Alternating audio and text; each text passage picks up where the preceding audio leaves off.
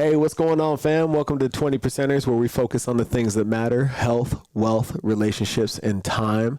I've got the pleasure of sitting down with my man, James Stratman, the Viking. Woo! What's going on, founder boy? of Peak Nutrition and Modern Warrior. Yeah. You're running those parallel to each other. Shouldn't have done it, but I am. Okay, right on. We had you on Feed Me, Fuel Me a long time ago, just talking about just the nutrition industry in general. But as your organization has evolved and the products that you're putting forth are evolving with it, a lot of your message has moved over from knowledge in the nutrition game to business development, team growth, like the shit that really matters, like the behind the scenes stuff. Yeah, absolutely. You know, and you're looking at a third location for Peak. Yeah. That's fucking exciting. Real cool. So a lot's happened in the 2 years since we were on the mic together. Yeah. Yeah. So give us a rundown, bro. So it's probably boring for most people, but basically it's like, so, you know, Peak Nutrition is a retail supplement store. The idea concept there is to be like the Apple of retail stores. Mm-hmm. So like, you know, the product, whatever you're buying is kind of absolutely last. And we could go on a tangent there. But what you were talking about, like, yeah, we talked a lot about nutrition and that whole thing. We just did a good job at now my team, whether it's the employees in there or the guy who actually runs Peak, he knows just as much as I do about nutrition, how to help people and those kind of things. So, you know, I feel like I've moved to the next thing that's what's the mission critical step, and that's team building. For me, it's like how to make an organization that is a wow factor. Like they work so well together that it's surprising. Like it freaks people out. Yeah. And I think that for where you're at in you're kind of out of startup phase, but it's still relatively new compared to like McDonald's, where the system doesn't wow you anymore. You don't go to the McDonald's down here and the McDonald's up the road, get the same experience. You're like, damn, these are the same. Yeah. But like to be on your third location and get to that point, it's like, holy shit, I get treated the same at this one at Scottsdale as I do in Tempe. Yeah. Like that's pretty fucking cool. Yeah. Making that system was actually once we just like did the right thing. We trained it the right way, but then also like did the nerdy. We got a software that coaches everything the right way. And then we have a standardized process through questioning and finding a meeting rhythm of how many times you meet a week and a month to make sure that those things are all done correctly.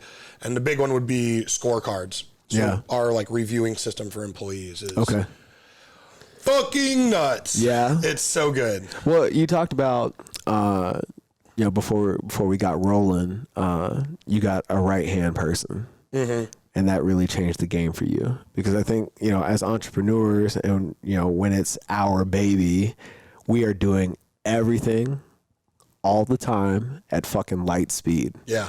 Right? And you can only keep up that pace for so long. Mm-hmm. Right? When did it click for you that either you needed one or you realized you had the guy? Yeah, it's funny. I actually had him. And he was murdering it. Like we would talk every 8 p.m. store closes, and we would just go and talk every single night about like, all right, what went good, what went bad, what, you know what I mean? That like reviewing process, but it was every day for an hour. Yeah. So then very quickly, the store became a much more replicable model. Mm-hmm. And then we also, Modern Warrior, the other one you mentioned, is my actual supplement brand. Okay. Right? So one's a store, we sell other people's stuff. One is my brand, we sell online nationwide. Yep. Then I read, do you know Simon Sinek is? Of course, yeah. He Start with Why? Yeah. Mm-hmm. And in Start with Why, he talks about how like all great leaders, like Steve Jobs had a Wozniak. Mm-hmm. Every single person who was the why guy, who was the visionary, who had this grand master plan that incited, that energy in people, they always had a how person, that organized the march. Yeah. right? You know what I mean? Sure. Somebody had to go around and put all the troops in order that they're all pumped up and screaming. And now what are they going to do with all that energy? Right. And there was like all these great leaders had the right hand guy. And so then I realized, what I had. And since then it's been much easier to keep that flowing growth process going. You spend a lot of time talking about how important it is to not only be a technician of what you do, i.e., what you know about nutrition, but in order to move to the next level, the organizational development has to be there. So what are some of the instruments that you've put in place to bring Peak to the next level? Yeah. So first one would be an online training system. So this is like one of those softwares where there's a video, something you read, quiz about it, and then extra material to go read. But in all together, I think all the video we took together was like 76 hours. Oh, wow. So, and that's us shooting it. Right. Between a team of 4 guys of everything of like the purpose of each brand, what we sell, how we do, when you hand people a water bottle, how long after they walk in the door. I mean, it's like very detailed. So that's a lot. That was a big one. Because it also lets like a standardized process for getting the basic information. Then we made a really good system, our scorecard system. I always like to drop the names of books in case to forget. Yeah. There's a book called Top Grading. And that one's kind of like the premier, like, all right, here's the 9 interviews you go through before you hire someone. Here's their first 30 days on what you do. And so ours, isn't maybe the exact same, but very, very similar. And one of those things is using a scorecard rather than like a yearly employee review. And that is really where you are having the employee answer their own review. So you're asking always like, how do you feel you did on this? And that just like, it flips the script and it changes the way that you're interacting with them. So software review system, how we keep people motivated. So there's also like weekly social activities and events to keep people emotionally invested into the whole process. Those 3 ones are definitely probably the biggest. Yeah. We spend a lot of time with my top level staff, the people that are essentially the heads of the department. We meet bi-weekly. Where are we at with this goal? What are you struggling with? If you're knocking it out of the park, giving them a new stretch goal, to keep that fire burning, keep them hungry, and that process, that systematic check-in, if you will, kind of sets the stage for self-accountability. We're going to set this goal together, but you own it. Yeah. Right. And then, in 14 days, we're going to touch base on it again. Like you have something. Who designs the stretch goal? Is it made together? Yeah, together. Okay. So like, just the simplest one is money, right? So your original goal was $2,000 production. And you've superseded that over and over and over again for the last 90 days. Okay, so let's make it 3,000. Because you were hitting 28 on average. Okay, cool. Now, you have to change, or something has to change to get you to a new average of 3,000. I could see that be something that we're not as good at. We apply like these huge, monumental 3-month goals. Okay. And then it's broken down incrementally to where there should almost be no way that you could accomplish it.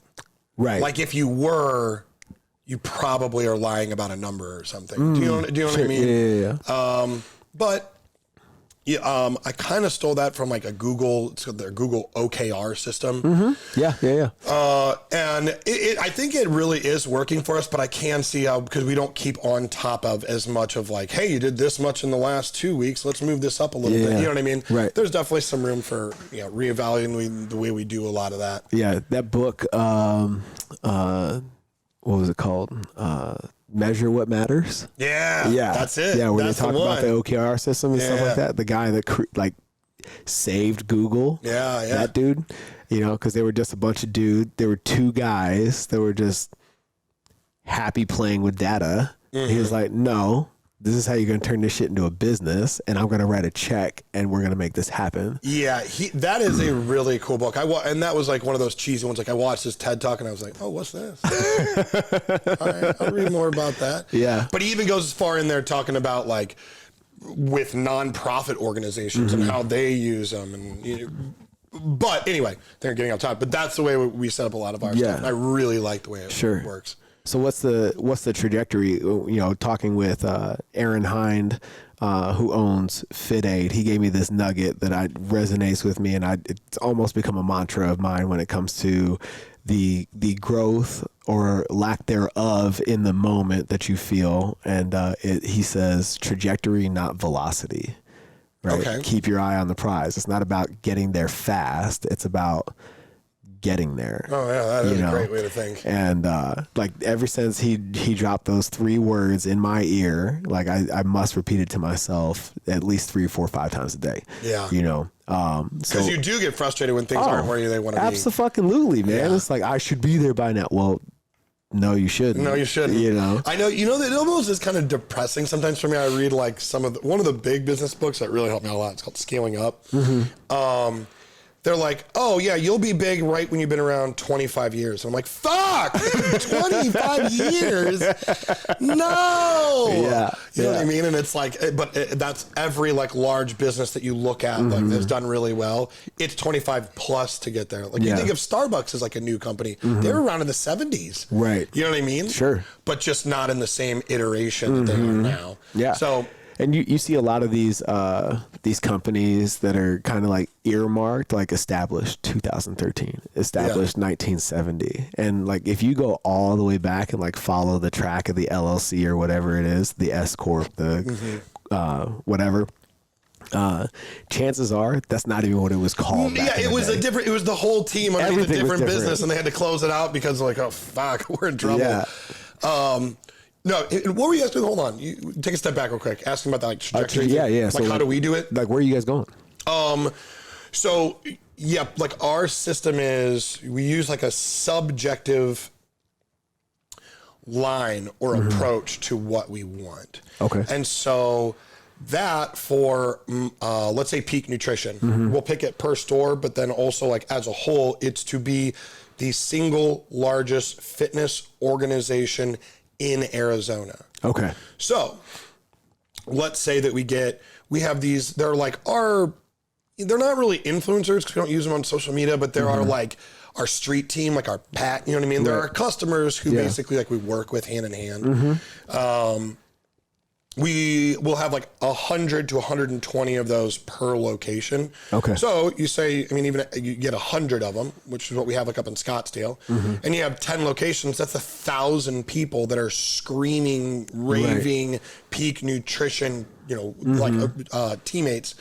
And so that's that goal there. Yeah. And then the sales from that is attributed to basically the population density around each location or whatever. Yeah.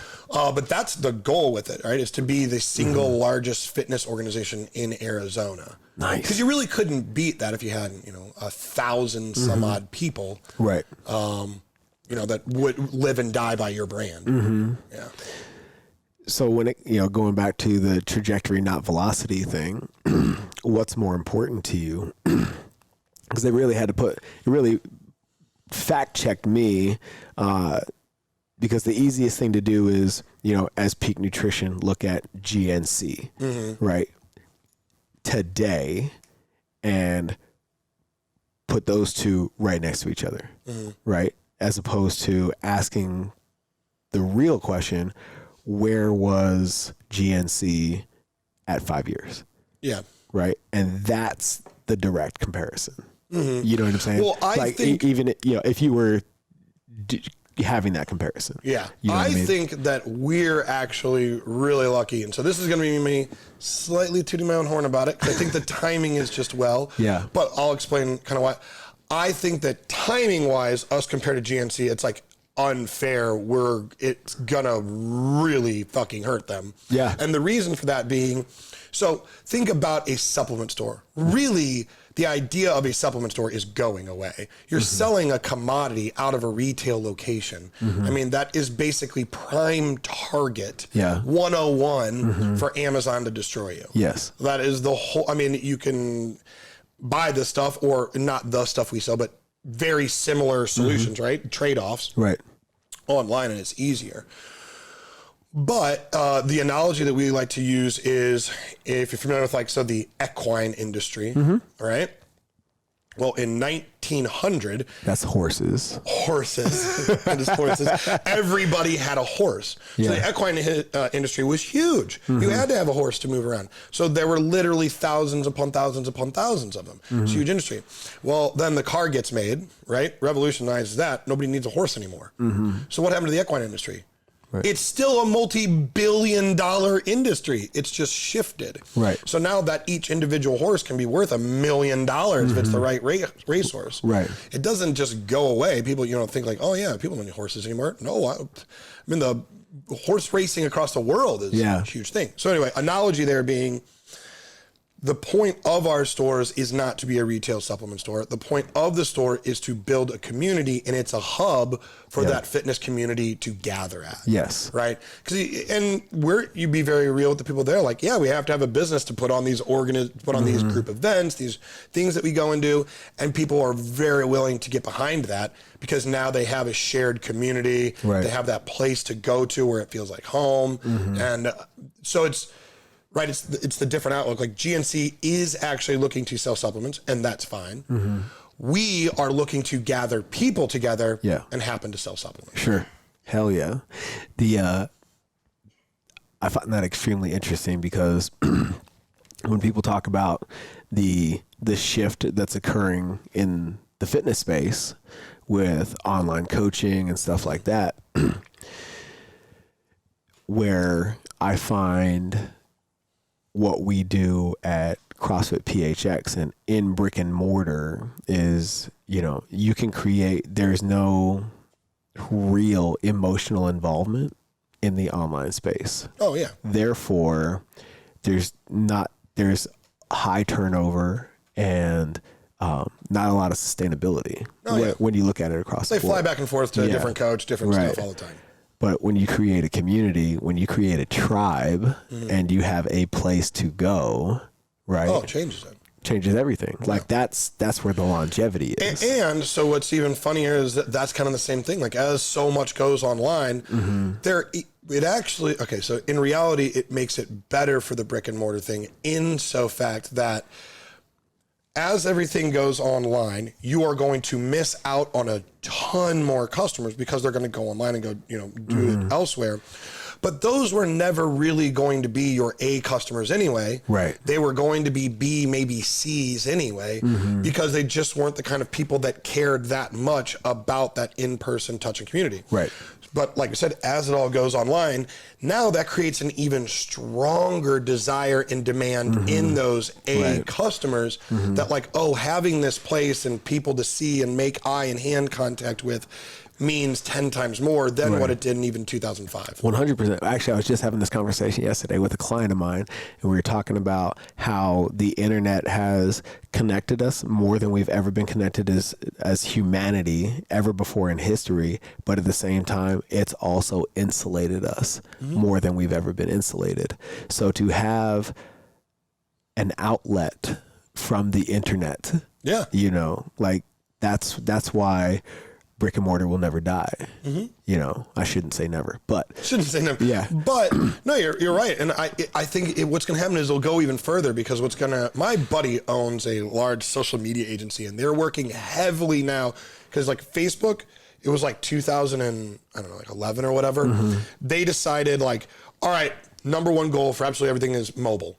If it's not us working on a mobile platform, we're not even doing it. And so they own the mobile space. They bought Instagram and stuff. If you're on your phone on social media, it's through Facebook. Right. Facebook, Instagram. Well, they've been the same way for the last 3 years about VR. So VR is where we will all be in, I don't know what it is, 3 years or 2 years or something like that.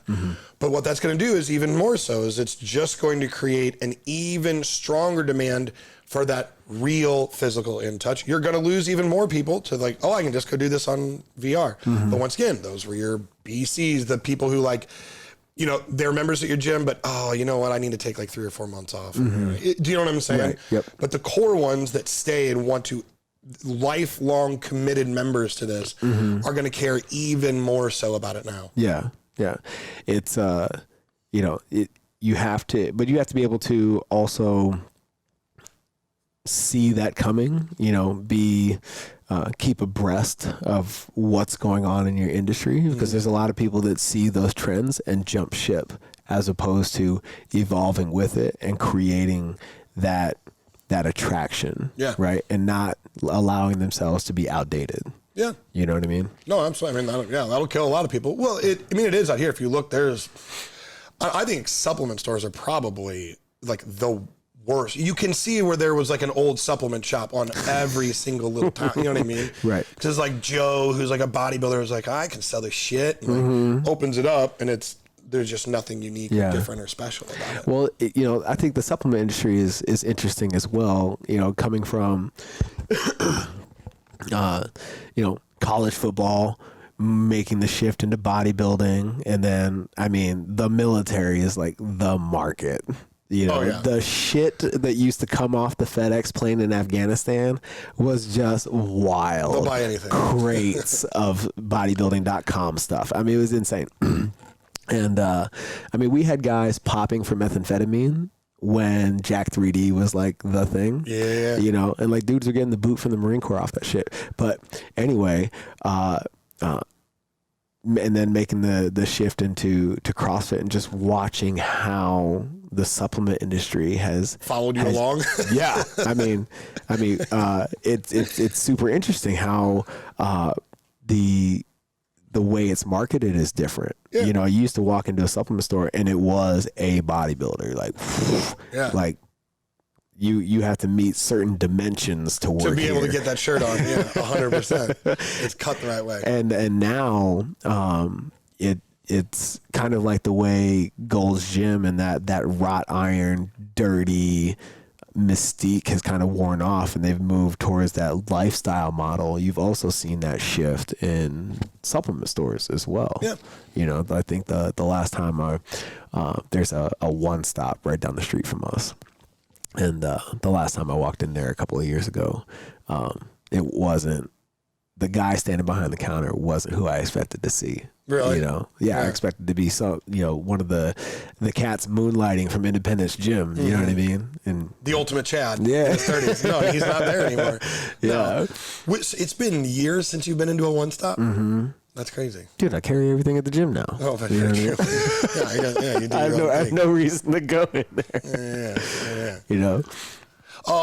But let's go back. So we were talking about, we do Peak Nutrition, right? Supplement store. Then we do Modern Warriors, like the online business. Sure. Then I like the character, right, as the Viking. Tell me, dive into how, because we were just talking about your frat pictures. You don't look like that dude anymore. How did the Viking persona come to be? Yeah, it's funny. It's like always kind of like that guy. The Viking thing is a joke from that, like when I was really young. My family's from Iceland, so like my grandma would be there, and I mean her name's Hildur, and so my family would be like, what the hell? Like my friends would be like, what is she saying? And like it's Icelandic. Yeah. And so then it was like kind of like a joke, like, oh, the Viking kid. Okay. You know what I mean? Because that's what you think of when you think of people from Iceland. So it always was kind of there, and it stuck, and like, but I was always kind of this guy. It's like my dad, since he was in his 20s, like long hair, beard, rides Harleys. I don't know. So all I do is I look like my dad. It's not that crazy, really. Yeah. Like we look identical. But what it does, it makes it a lot easier to have like, you know, this name, this little character, this like thing or whatever. Your alter ego. The alter, yeah. Which is really just me. Like, honestly, there's really not a difference. But what it does is like, it gives it a name, and it gives it like this kind of like figure to follow. And that is solely focused on leadership and team development. Like that's really what it's all about. And it's really helped us out a lot because if that's what I'm talking about, everybody who works for me or the elites that are a part of our team or our warriors are our like social media influencers across the US, they listen to it and then they get like, oh, this is how you create a team that's working towards a common goal and how we communicate effectively with each other. And, you know, then it's actually like a little lighthouse, and that people can see and like, oh, that's what I want to learn. That's what I want to be a part of. And so then they become part of our organization because like, oh, that's cool. That's what I vibe with. Yeah. You know, you had talked about not really ever having a conscious mentor, but as you talk about your story, it sounds like, I actually just did a post about this, where you can find mentorship, you know, via a TED Talk or your relationship with Andy Frisella, you know, even though that's not business oriented. Yeah, so something to look up to. Right. You have that point of contact, you know, a point of reference, I should say. And I think that your mentorship has just manifested differently for you. Absolutely. You know what would be if you're going to call it like that. Yeah. Okay, so basically I'll tell people when you were talking about this, not that I think it's a bad idea. I think it's a great idea to like get a mentor and have somebody to help you along and bounce ideas off and stuff. I've never had what I was saying was like a person like that, you know, like, even my dad who owned a business. It's just funny. He's like 50 years old. He's 83 years old and he's got Alzheimer's. So he doesn't really like, we're not communicating about those kinds of things. Right. But if you're saying it like that, what I would have to pick was like, so I went to school to get a degree in physics. So it was like, my mom was a nuclear chemist. I wanted to study physics. So that's what I went there. And so your dad's a bearded Harley guy and your mom's a nuclear chemist. Yeah. Yeah, I know. I love it. I know. They were a fun duo. Then, right, you're talking about like TED Talks or something like that. Not necessarily TED Talks, but now that I think about it, like I would drive around and go to different places to watch very specific scientists give lectures on things in the field of high energy particle physics. So that did really set me for like the way that I work or the way that I think or the kind of like mentality I have towards education, learning, and what right and wrong is and stuff. Right. So I think a lot of people maybe come at it from like a business perspective, right? These business leaders, or some people come at it from like a philosophical, religious point of view, having, you know, a pastor or something like that. Right. Sure. Mine was, absolutely like a scientific methodological approach to pragmatic approach to whatever a process is. Yeah. Do you think that scientific method, that pragmatism has allowed you to grow at the rate you've grown? Because in my mind, there's a line in the sand that inhibits an emotional attachment to business. Do you think is that? Yeah, I agree. I think that's true. Well, I think in retrospect, like I had a business, you know, I was in St. Louis and I think it hurt me for a long time because I have always been such an objective person, not emotional. I honestly never really was. I don't know. It's just, and although that's really good for some things, it also really hurts when you're working with people sometimes to not make a serious emotional connection. So I think it helped for a lot and I think it hurt for a lot. I think it took until I learned a lot of new stuff and learned about team building and emotional bonds and creating like deep connections with people, that then working in tandem together, being able to objectively look at the subjective qualities in business and like, you know, performance evaluation of how well you get along with people, right? There's a way to like think about it. Sure. Then it's like, oh shit. And we went and like took off. Like we only, this is God honest truth. We only really started making money this last November. Like whatever, I don't know what that is. Like 8 months ago. Yeah. That's when, I mean, before then, like money was coming in, but not really hardly enough to even stay afloat. Yeah. But it was just like, all right, keep going, this and that. And then finally enough work where it was like, oh, one chain hit another, up. So when you're in that the flat part before the hockey stick. You know, how do you stay in the game? Because I've known you through that. Yeah. You know, and I know it's not fucking easy. Yeah. You know, and like from day to day, it's like fuck. Yeah, that's pretty. I don't know. That was pretty tough. Yeah. What keeps you moving? Because you could have just as easily like stopped at that one location, which took then you I would have been making took you forever to get. Right, lease falls through. You did that like 2 or 3 times. 3 times. You know, like at that point, you could have just been like, "Fuck it, I'm gonna go do something else." But you know, like what kept you on the path?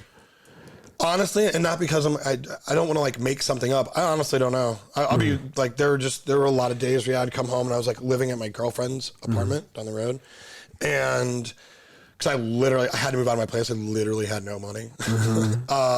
So we were just like, but I don't know. I don't think it ever really like was like a thought that like, oh, I could go do something else. Do you know what I mean? It was just like, no, this will work. Fuck it. I'll just keep going. And I'm trying to think. No, I don't know. Cause there were some times where like it got pretty bad and I wouldn't say like depressed or something, but it was like, you can only just get beaten up so many times before it's like, oh, I don't want to go back to school. That kid's just going to beat me up again. Like, you know what I mean? Right. Yeah, sure. So, but I think that finding Jake, who, like I said, who's my little how guy, I found him in July of last year. Okay. So, full year ago. And then it was like, as soon as I found him, it's not like it started clicking, things were not going, but it was like, I had a battle partner. Yeah. You know what I mean? And not employees. Yep. And so then it kind of, all right. And then, you know, went up, but it still was a year before that of struggling. So. Yeah.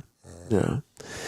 It's, when things don't go the way that you originally intended, there's got to be like this bigger thing that keeps you in the game. You know, like Simon Sinek said, your why has to be bigger than the obstacles in between you and achievement. You know, well, I'm sure that for me, part of that was like, I came out here and my vision has not changed. Like, very clear vision is to create the largest fitness organization in all of Arizona. And I think maybe part of it is I just said it to so many people. I was like, well, I can't go back now. I don't know. I already said it to everybody.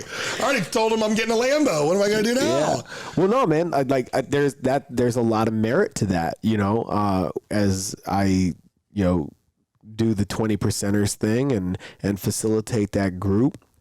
You know, you cannot be bashful with the universe, which is where my belief system lies, in that if you want something to come to fruition, you have to say that shit out loud. Yeah. And then you have to tell as many fucking people you do as believe possible. That? I absolutely do, because what you just said is exactly how I'm wired. In that, well, fuck, man, I've told so many people. Yeah. I have to come through. Like, that's all like it is. That this is the only thing. Yeah. And, you know, you kind of like, for better or for worse, put yourself in a corner where you have to fight your way out. Yeah. You know, I think there's a lot of merit to that. You know, it's funny. It's this is like my best friend. We were talking about it because this has happened. I had been in that place one time before in St. Louis with my previous business. And he was like, no, I'm not really worried about it. You're kind of a sewer rat. Like, you'll figure, like, you'll just survive. Get really dirty and it's like back into a corner and something will happen and you'll be okay. And I thought, I was like, yeah, he's kind of right. You know what I mean? Like, I really don't, it doesn't bother me too much. Yeah. But like even, so we were saying at the beginning, so right now, I told you, we were like, we're on this like high level rising up, things are going great. But also I was like, okay, we made $3. I'm going to launch an online business. I'm going to hire all these internal employees. I'm going to, open up the second location, get the third one under construction. And like, I've done it again. I just bit off way more than I could chew. Sure. Right. We went from literally, I don't know what me, Jake, 3 employees to now 11 and a team of 100 elites, and we're at 70 warriors. So collectively running, and that's in, like I said, in the span of whatever, going from 12 months, 8 months. Yeah. November. Yeah. Yeah. To right here.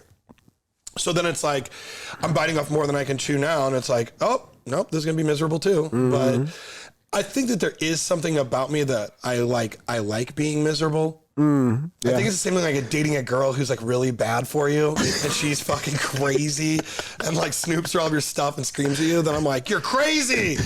But I love you. Stay with me. And I love it. Ah! It's the same thing. It's like if it was just like, all right, let's open the second store, let's take our time and let's be easy about it. Yeah. I just wouldn't get very excited about it. Right. And so it's like I think that there is some like mental play that like I want it to be so tough that like I don't sleep well and things aren't going great and your feet are always to the fire. Yeah. You know, I think that feeling like there's something about it that I like. Yeah. I mean, that keeps your momentum going. Yeah. You know what I'm saying? And as you've talked about with Jake, you know, while you're running around with your hair on fire, you know, you got a team of Jakes behind you. Yeah. Putting it out and managing it. That I will say now it is different. So it's like talking about the podcast. So we really talk mostly about, let's say you're just even like a waiter at a restaurant and everybody knows this where like the manager is just a dick and like sits in his back office, doesn't do anything.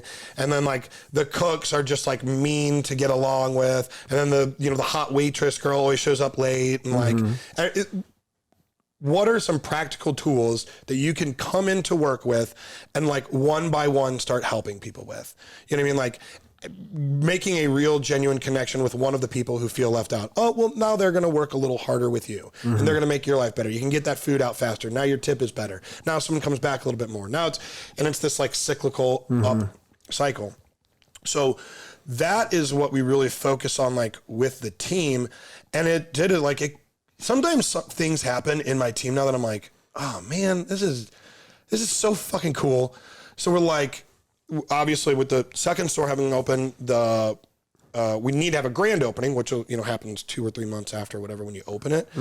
And just one of the girls, hourly employee up at the first store, she's like, hey, listen, it would really mean a lot to me if you would let me plan and put all this together, create the flyers, get all of the companies together and da-da-da. And it's like, that's how every one of them are. Like I get they're like asking for more work because the like emotional connection to being able to do that next big thing means so much to them. Yeah. And it's, and so those kind of things right there happen. And it's like, oh, all right. Well, at the end this is a lot easier than it was a year ago.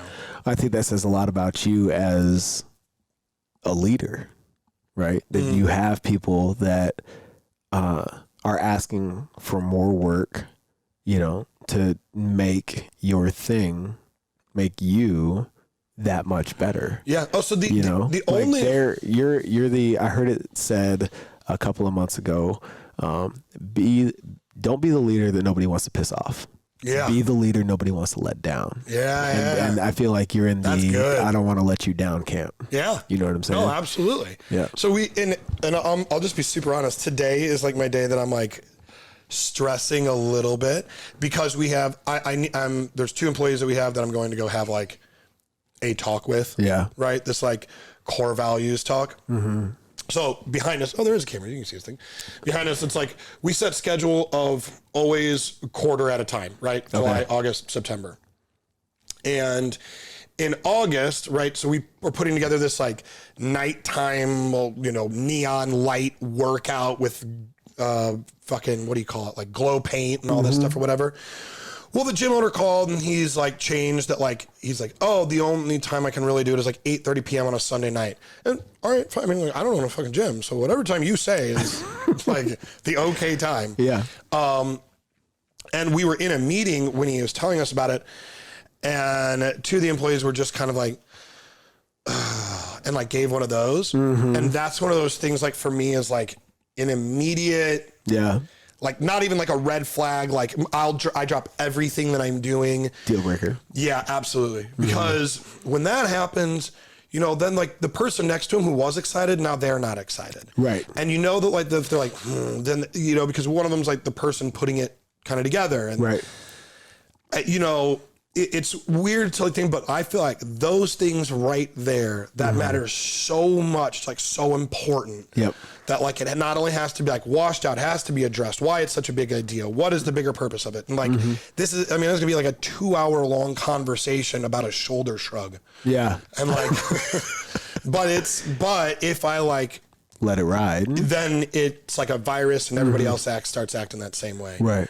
You know, and so those things right there, I think, have made the biggest impact, on like the entire team organization. Where does that mindset for you come from? I think again, it is kind of like a pragmatic approach. I read about it and I learned about it, and what is the name of that book? Tony Hsieh, the guy who owns Zappos shoe company, he made a book. I don't remember the name of it. It is the one something, 0 to none. 0 to 1. 0 to 1. 0 to 1. Is that it? Yeah. I think so. 0 to 1. So anyway, he talks about like, their whole business was run off of like their company culture was insane, like crazy. There's a story of like somebody calling into Zappos, which is an online shoe company, to get directions to the best steakhouse. And like they just did it because they're just like prided on this like customer service thing. Right. Yeah. But the only way that you get people to care that much about customers is if they really enjoy where they're at. Like the kind of people that come into work early because they're stressed out at home. And so work is like a great place to be at. Right. Yeah. And so if you create that kind of environment where like the employee comes first, not the customer comes first, well then in the end run that customer and everybody else likes so much more. So, but after reading his book, I went on to like, a couple more. Yeah. About how important like that is. And then, you think it's like soft and cheesy, but then you do it and you implement it and you see a result. And it's like, oh man, that's bigger than anything. Right. Yeah. That's a philosophy that we have in the Marine Corps where leaders eat last. So when we're in the chow hall, like on deployment, right? The most junior Marine eats first. The guy at the top of the totem pole eats last. And if all that is a fucking crumb, you'll smile and eat it happily. Yeah. Right? Because your Marines are taken care of. Oh, that's cool. You know what I'm saying? Yeah. So like that's part of our warrior culture. You know what I mean? Absolutely. Yeah. No, I think, and there's something about it also like being able to be, it's weird because there's this weird line, and even the books I've read about it, like describe it as there's just a strange line where like being open and vulnerable with your team enough and being able to communicate enough about things that like, an example would be, I went in this store yesterday and I don't get up to the stores as much anymore because I'm working on the online business. So I go in and they're, excited to see me. It's like, oh, James is here.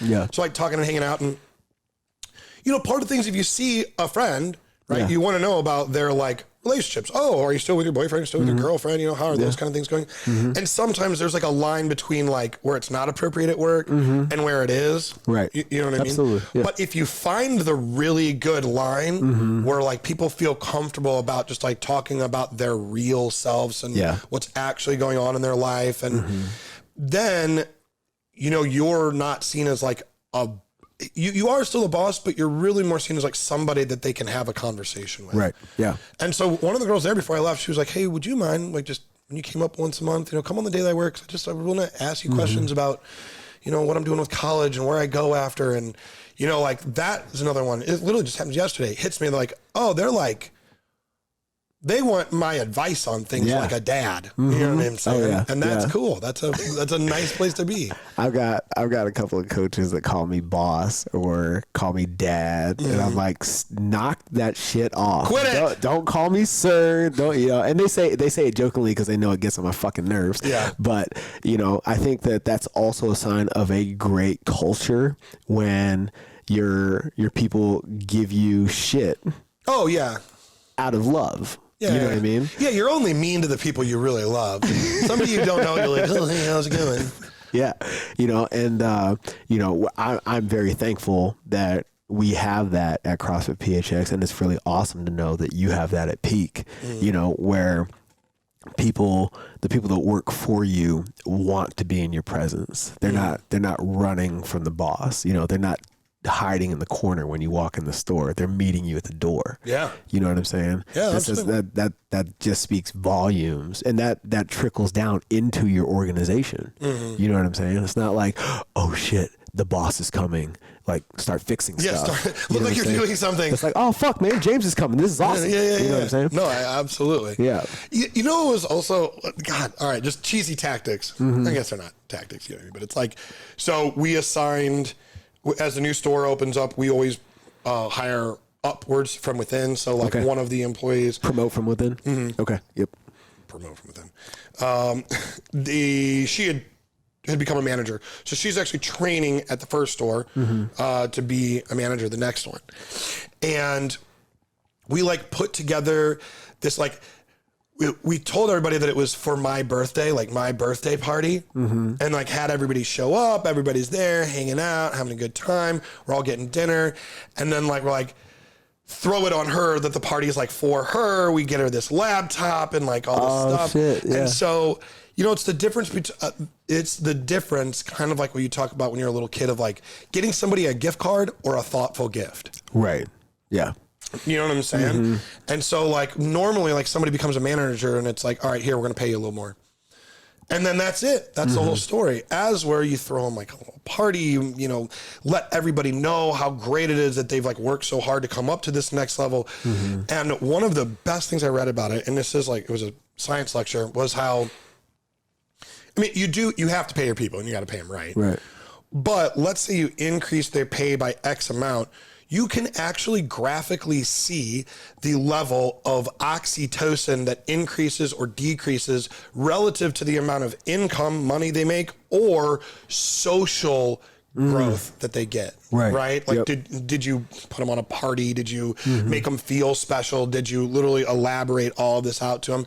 And so if you think that they are actually not just like saying it subjectively, technically happier by getting this like emotional reward system over absolutely anything else. You know what I mean? Oh yeah. And so it's just like you just take, and all it does is take time. Yeah. All it does is take time, and you get so much more out of your people, and they get so much more out of this. Dude, I've seen it in 20 percenters.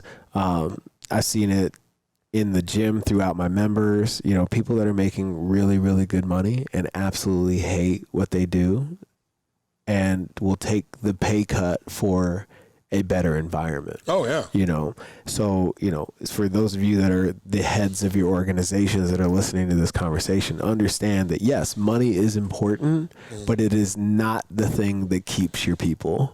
You can't pay somebody more and expect to keep them. Like that's not the fucking answer, you know? And if you don't address what's going on between, you know, in the work environment, if you don't address what's going on between, you know, you two and how you communicate or whatever, if you don't address the thing, paying them more is more of a fuck you than a Band-Aid. Yeah. You know? Well, we always talk about it's kind of like, so I believe that it's just money or time. You know what I mean? Like, okay, there is actually a number you can pay people to keep them happy. Do you know what I mean? It's just so absorbently. It's like the game you play when you're a little kid. Like, would you do gay porn for $1 million? It's like, yeah, for $1 million.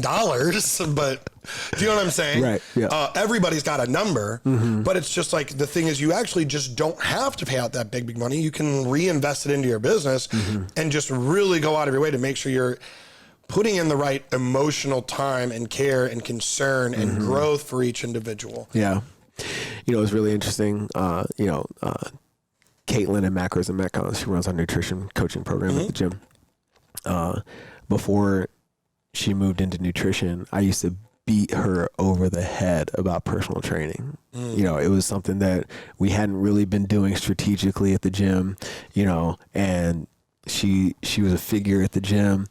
I was like, this would be a great opportunity for you to make more money. And I kept attacking the money thing. Yeah. Right. Not her passion.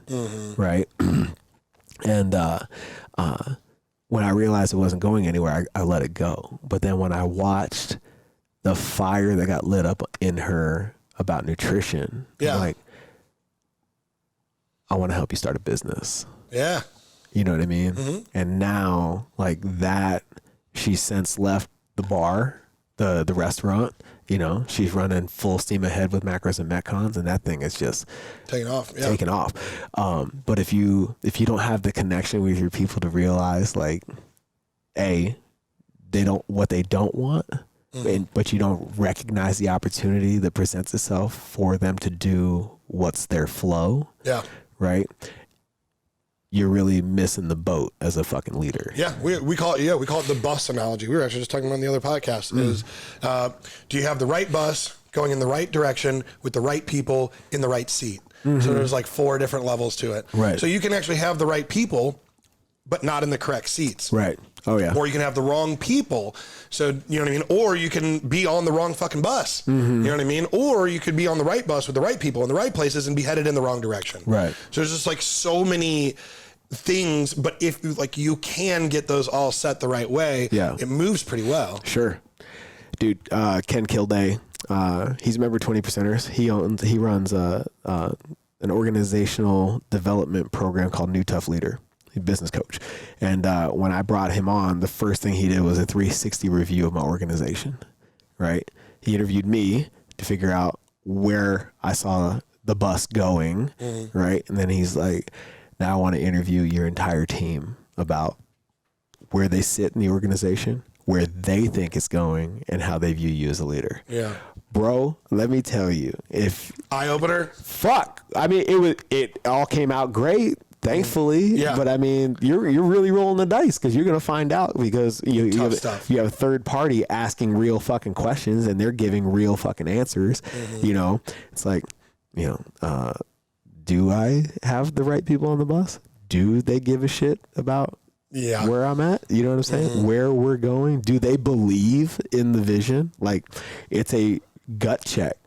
And thankfully, you know, the worst that came of it, my perception of worst, is that I had all the right people and some of them were just in the wrong seats. Yeah. So that it was from an organizational standpoint, a relatively easy fix. You know what I'm saying? Yeah. But it still involves some pretty tough conversations, some very honest conversations. But, you know, I think it also speaks to the strength of the organization that I've built in that I was able to productively and positively have those tough conversations. Yeah. You know what I'm saying? I think a lot of times people don't realize that really is the... this is so funny. We were talking about this last night because we were having this conversation today with some employees. Yeah. Is that like the difference between a good organization and a great organization? Because you may even be doing all the stuff that, like, you know, we talk about like helping people and doing all things the right way. But like the difference between a good and a great one is like being able to have really tough conversations and come out of it with a positive light. Yeah. You know, being able to enter it the correct way, explain why things aren't going the right way, and come to a solution. You know what I mean? Because most people will actually, that's like the bad manager thing is like, oh, it's not wrecking our whole business, so I just don't even want to deal with it. You know what I mean? Like, right. And that's what most businesses, I feel like, or anyone that I worked in before doing this, do you know what I mean? Yeah. It's like, there's like clearly an issue with like one employee or something, but they don't do anything. Yeah. And so then everybody else is like resentful and like, well, why don't you say something to them? And, you know what I mean? Those tough conversations. And also, to be honest, everybody thinks, like in our team, I know everyone thinks that like, I can just do those. But they are really tough. Oh, yeah. Like, I have to, like, for a day before, like, rehearse it and rethink it. And I have to, like, say the words and see their face. And then I have to, like, before I go in, I got to, like, smelling salts and get it. I'm not joking. Like, this is hard. Yeah. I go into, like, 10 seconds before, I'm like a little kid. And then it's like, all right, just don't get into it. You know what I mean? Yeah. And it also, like I said, today I won't have got anything else done because I'm having this conversation today. And it just, because like fucking weighs on you. Yeah. It's the only place your mind is at. Yeah. And you're playing out all the scenarios. I think we all do that, you know, like how are they going to take it? how's the conversation going to go? Like the worst case scenario stuff. Well, imagine like in your life, how many times in a relationship have you gone and had like that really open, like, hey, we need to break up talk? How many times have you really done that in your life? I mean, probably maybe once or twice. It's like having to do that every other week. Like it sucks. It really sucks a lot. Usually what we do is we just cheat on our girlfriends until they go away. But like with this, it's like, I can't really do that. I have to like say, oh, fuck. And so you just have to, you know, have those like bold faced conversations, and it's awkward and tense. And, but what I was saying is if you do it right, I mean, yeah, it does come out absolutely the best way. Yeah. I mean, regardless of how it shakes out for the better. That is very true. And I don't think that you can, and that's the one thing that I've learned, you know, through my mentors and coaches, is that it's not, you can't control the outcome. Like you can't own their reaction to you addressing this issue. Like that's not the armor you put on going into that conversation. You know what I mean? Because regardless of how they react or where the conversation ends up, that's where the fuck it's supposed to go anyway. Yeah. You just fast tracked it there. You just got it there a lot quicker. Yeah. And you know, it's better to address it now and let the dust settle than let it become a cancer in your organization. Yeah. You know what I mean? No, absolutely. You keep letting shit go. And then it's like, and then you address it. It's like, man, I've been doing this shit for 1.5 years. Why the fuck is it a problem now? Yeah. You know, like that's not the conversation you want to have. No, that's way worse. You know, and like, yeah, exactly. That's way worse. So, you know, you have to address it right then and, you know, and make the things that aren't a big deal. Yeah. You know, cut it off at the head, as they say. Oh my God, you got me thinking about the conversation today now, and I'm like sweating. Oh God, how many coffees do I have to drink? No, man, but I'm really happy that we got to have this conversation, because since the last time we talked, it's your being is different. You know what I'm saying? Yeah. And it's good to see the progress that you've made, the business has made, that everything is fucking made. Yeah. Well, yeah, when we talked last time, it was me kind of being like, I'm going to make it, but like didn't have anything. You know what I mean? So at least I'm not lying as much. It's a little bit more. No, I think, you know, where you're at now, where you're going is just the manifestation of everything. I use that word a lot because I think that it's really fucking true. You know, you have to see it, believe it, you know, speak it before it shows up. Yeah. You know what I mean? Because nobody's going to believe it before you do. You know what I mean? Like I was just on a podcast talking about the development of CrossFit PHX, and I opened that place in 2013 with the goal of being the #1 gym in America, right? So I said it first before Men's Journal picked it up and fucking published it. Yeah. You know what I'm saying? Yeah. You want to be the biggest fitness establishment in the state of fucking Arizona. Well, you got to be singing that song first. Yeah, before somebody else understands. You know what I mean? It. Absolutely. So, I mean, that you're right on track, brother. Well, thank you. I appreciate that, my man. Where can everybody find you, Peak, Modern Warrior, the whole thing? Yeah, I mean, the name's pretty easy. So if you're looking for, I think everybody's on Instagram. Peak AZ is the Peak thing. Most on there is you'll see all the like community building that we do. That's really, like I said, that's the main focus of it. Modern Warrior, same thing. Modern Warrior Pro, Instagram. And then I'm the Viking. So it might be easiest to just go to mine and then you can kind of see the other ones. I'll post about them and stuff. Yeah, that's the easiest way. And I put all my content like up on there. As a matter of fact, our podcast about how to work with A players and why you need to spend 80% of your time on A players goes up tomorrow. And I'm really excited for that one because I feel like that's an area where I fucked up really, really bad. It's like I was always constantly working on the people that weren't doing well rather than spending all my time emboldening and doing more with the ones that were, you know, at the top of the field. Right. Yep. Yeah. Awesome. Cool. Appreciate you, brother. Thank you. Yeah, man. For everybody, all the 20%ers out there, remember, continue to focus on the things that matter: health, wealth, relationships, and time. We'll see you next week.